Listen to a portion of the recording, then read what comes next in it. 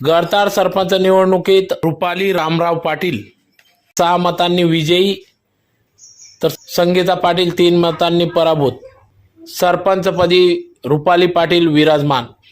याबाबत वृत्त असे की धुळे तालुक्यातील गडताड येथील सरपंच पदाचा कार्यकाळ संपल्याने आज दिनांक 23 जुलै 2024 रोजी जिल्हाधिकारी यांच्या आदेशान्वये नायब तहसीलदार तथा निवडणूक आदेशी अधिकारी म्हणून श्रीकांत देसले यांच्या उपस्थितीत निवडणूक प्रक्रिया पार पडली.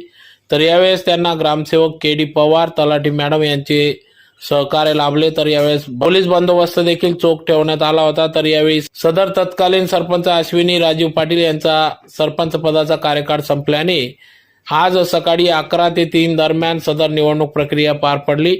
निवडणुकीत निवडणूक निर्णय अधिकारी म्हणून तथा आदेशी अधिकारी श्रीकांत देसले यांनी कामकाज